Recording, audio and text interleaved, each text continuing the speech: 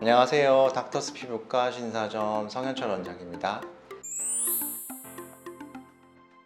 요즘 레티놀 제품들이 화장품 시장에 엄청 많이 출시가 된 것 같아요. 1, 2년 전부터 훨씬 레티놀 얘기를 쭉 해오셨던 것 같은데 왜 그렇게 레티놀을 추천하셨었는지. 한 10년 전에 이제 어떤 모 방송 프로그램에서 유명한 피부과 전문의 선생님께서 이것만 바르면 화장품 필요 없고 피부과 시술 다 필요 없는 피부과를 망하게 하는 크림, 그게 엄청난 반향을 일으켜서 제가 그때 근무할 때도 이제 스티바 A라는 그 크림을 처방받으러 오는 환자분들이 굉장히 많았고 의약품 영역에서 레티놀이 이제 각광받은 시초가 아니었나 생각합니다.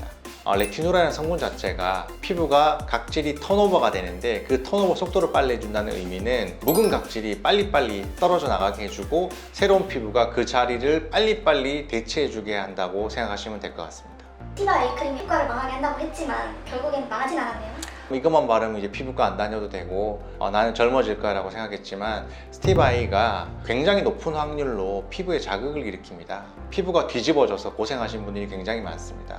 그 이유는 묵은 각질이 빨리 탈락되면서 새 각질로 대체되기 전에 그 위크한 타임이 있는데 그 위크한 타임이 피부에 자극을 받으면 피부염을 일으킵니다.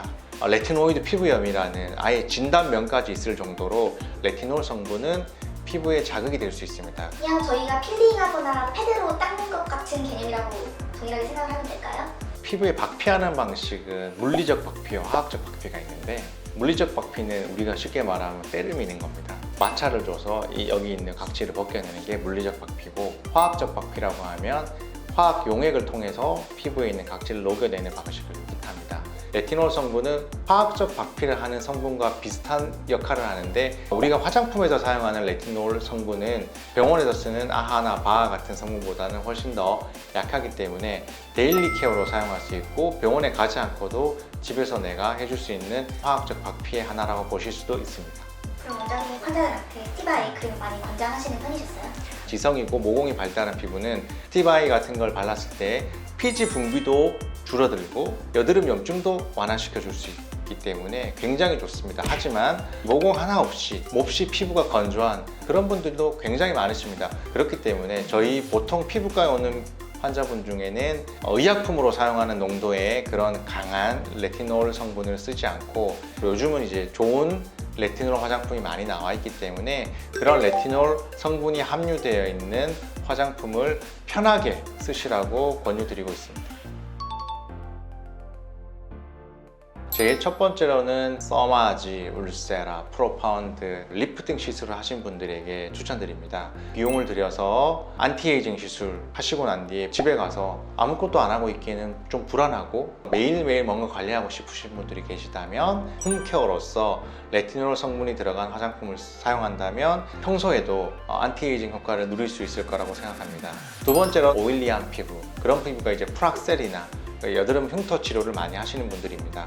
레티놀 성분은 원래는 여드름용 의약품이었습니다. 2세대, 3세대 레티노이드 의약품도 대부분 다 여드름 치료를 위해 사용되고 있습니다. 시술을 이후 한 1, 2주 정도 피부가 완전히 회복된 다음에는 홈케어 용도로서 레티놀 화장품을 사용하게 되면 피지 분비를 억제시킬 수 있고 피부를 조금 더 탄력 있게 해줌으로써 모공이 축소되는 효과도 얻을 수 있습니다.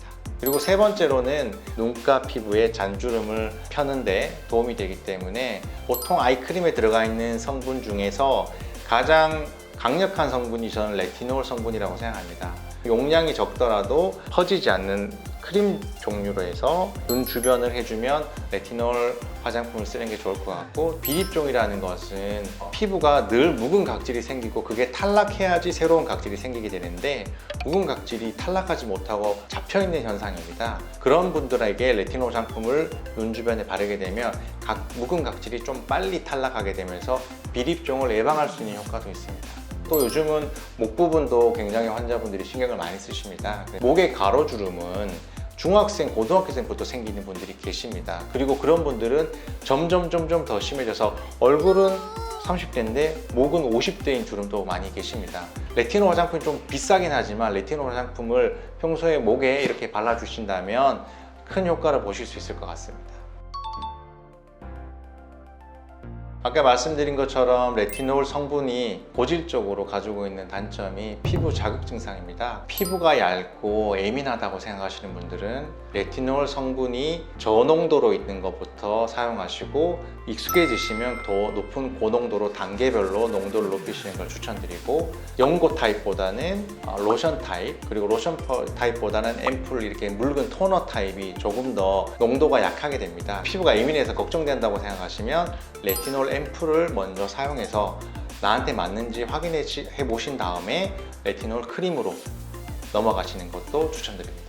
만약에 피부가 상했거나 피부 컨디션이 좋지 않다고 생각하시면 수분크림이나 재생크림 같은 것을 같이 사용하거나, 수분크림, 재생크림을 며칠 동안 사용해서 피부를 회복시킨 다음에 레티놀 화장품을 다시 사용하시는 걸 추천드립니다. 그리고 레티놀 성분 자체가 일광과민성이 있기 때문에 낮보다는 저녁에 자기 전에 바르시는 걸 추천드리고, 만약에 피부 자극 증상이 너무 심하다면 가까운 피부과 전문의를 찾아서 치료를 먼저 받아보시는 것도 추천드립니다. 레티놀 성분은 피부과 전문의들이 모두 인정하는 최고의 안티에이징 성분입니다. 데일리 안티에이징을 원하신다면 레티놀 성분이 함유된 화장품을 사용해 보십시오. 지금까지 닥터스 피부과 신사점 성현철 원장이었습니다. 감사합니다.